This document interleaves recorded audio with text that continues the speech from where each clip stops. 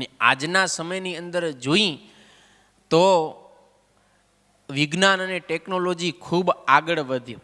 આજે વીજળી આપણને શોધીને આપીને, જેમ કે લાઇટ છે, કેણે શોધ્યું? વિજ્ઞાનિકોએ શોધીને આપણને આપ્યું. અને ઘણું બધું સંશોધન થયું.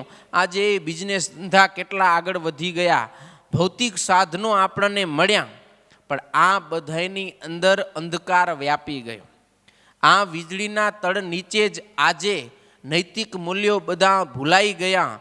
સામાજિક મૂલ્યો, ધાર્મિકતા, આધ્યાત્મિકતા, આ બધી જગ્યાએ અંધકાર વ્યાપી ગયો. વીજળી ભલે શોધી, પણ આપણે સંસ્કાર છે એ અંધકારમાં ચાલ્યા ગયા.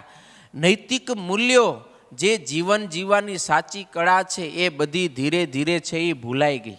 આજે માણસે જ માણસને મારવાની તરકીબો શોધી લીધી. શોધી કે નહીં? તો આ એક તમે શું માનો, આ અંજવાળો કહેવાય કે અંધકાર કહેવાય?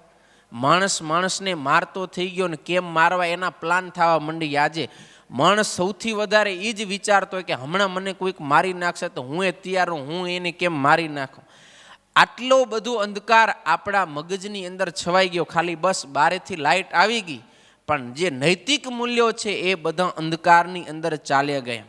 આજે આખા વિશ્વની અંદર હિંસા, આતંકવાદ, જુગાર, વ્યભિચાર, ડ્રગ્સ, આ બધું કેટલું વધ્યું છે.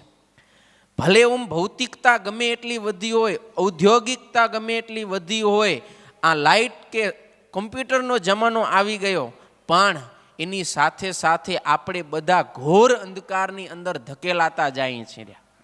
અને એમાંથી જો બારે આવવું હોય તો ભગવાનની જરૂર પડે. અને જ્યારે જ્યારે આ વિશ્વ અંધકારમાં ચાલ્યું ગયું, ત્યારે ત્યારે ભગવાન આવ્યા છે. અથવા તો ભગવાનના એવા કોઈક સંત હોય કે જે જ્યોતિધર હોય, યુગ પુરુષ હોય, એણે આખા યુગને અંધકારમાંથી પ્રકાશ તરફ વાળ્યો હોય છે. અને એવો જ સમય અત્યારે વર્તાઈ રહ્યો છે કે આખું વિશ્વ ઘોર અંધકારની અંદર જઈ રહ્યું છે. કોઈ પણ પ્રકારનો પ્રકાશ નથી.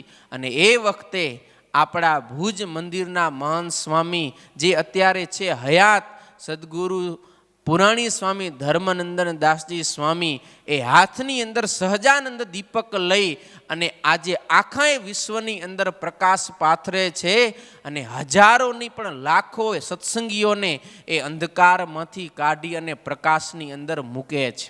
અને આપણે એ નજરે જોઈએ છીએ.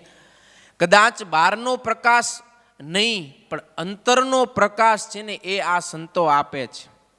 મને એક પ્રસંગ યાદ આવે છે.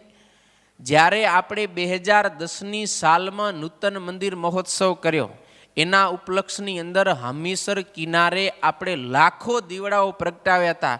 અને આપણા કચ્છની અંદર આવડો મોટું પહેલી વખત દીપોત્સવ મનાવ્યો હતો. આખા હમીસરના બધાય કિનારાઓ દીવડાઓથી ઝળહળી ઉઠ્યા.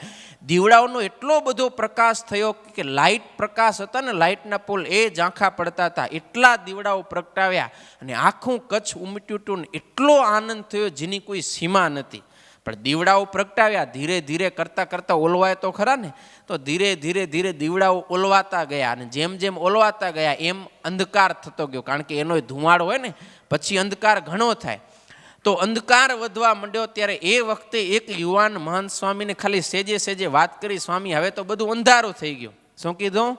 સ્વામી હવે તો બધું અંધારું થઈ ગયું. એ વખતે મહાન સ્વામી એની છાતીમાં હાથ અડાડીને કીધું, અહીંયા તો અંજવારો થયો ને. શું કીધું સ્વામીએ? અહીંયા તો અંજવારો થયો ને અંતરમાં. ત્યારે એ યુવાને કીધું, સ્વામી અહીંયા તો બહુ અંજવારો થયો. અહીંયા અંતરની ઉજાસ એટલી બધી છે કે જેની કોઈ સીમા નથી. તો આ અંતરનો ઉજાસ એ કોણ આપે છે? આપણા સંતો. આપણા મહાન સ્વામીના નેતૃત્વની અંદર આજે આખા વિશ્વની અંદર કશ્રી નરનાળદેવ યુવક મંડળ ચાલે છે. અને એ યુવક મંડળના માધ્યમથી આજે હજારો લાખો યુવાનો અને યુવતીઓના અંતરની અંદર ખરેખર ઉજાસ થયો છે. અને આપણે તો મુંબઈવાળા છીએ ને, આપણને તો સૌથી વધારે અનુભવ કહેવાય કે આ મુંબઈ જેવી માયાનગરીની અંદર રહીએ છીએ. અલબેલી નગરી કહેવાય ને. મુંબઈ વિશે એમ કહેવાય કે મુંબઈની કમાણી મુંબઈમાં સમાણી. આવી નગરી છે માયાવી. અને આવી નગરીમાં રહેતા છતાંય હજારો યુવાનો ને હજારો યુવતીઓ આપણા યુવક મંડળના માધ્યમથી એ આજે પણ ઘોર અંધકારમાં પ્રકાશમય જીવન જીવે છે, નથી જીવતા? જોઈએ છીએ, અનુભવીએ છીએ. તો આ અંધકારમાંથી પ્રકાશમાં લઈ જનારા આ ઘોર કળી કાળની અંદર પણ આપણા ભુજ મંદિરના મહંત સ્વામી છે.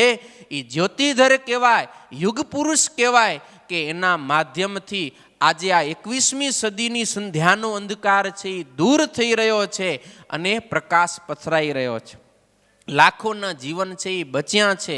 અને જે કોઈ આ યોગ મંડળના યોગમાં છે ને હજી પણ આવશે, એ બધાના જીવનની અંદર પ્રકાશ પથરાશે અને અંધકાર છે એ બધોય દૂર થશે. તો આ દિવાળીનો ઉત્સવ એ માત્ર ખાલી બારેથી જ દીવડાઓ પ્રગટાવીને પ્રકાશ પાથરવાનો નથી. આપણા અંતરની અંદર જે અંધકાર છે એને દૂર કરી અને જ્ઞાનનો પ્રકાશ પાથરવાનો છે. અને જ્યારે જ્ઞાનનો પ્રકાશ પથરાશે ત્યારે આપોઆપ આપણું અંતરમાં રહેલું અજ્ઞાન રૂપી અંધકાર એ દૂર થઈ જશે. અને જે આ સંતો અંતરની અંદર જ્ઞાન રૂપી દીવ પ્રગટાવે ને એને પછી કાળની ઝપટ પણ ન લાગે. આ બારેથી તમે દીવો પ્રગટાવો તો એ કલાક રહે, 2 કલાક રહે, વધુ 3-4 કલાક રહે, પણ ગમે ત્યારે તો એ ઓલવાય ખરો. પણ જ્ઞાનરૂપી દીપક જો અંતરમાં પ્રગટી જાય તો એને પછી કોઈ દેશકાળ લાગે નહીં, એ ક્યારે પણ બુઝાતો નથી.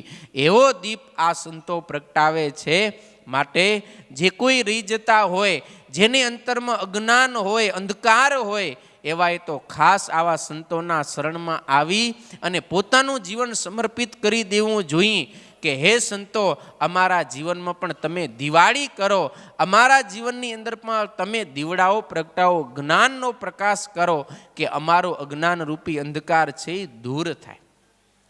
તો આવો શુભ સંદેશ આ દિવાળીનો પર્વ છે એ લઈને આવે છે.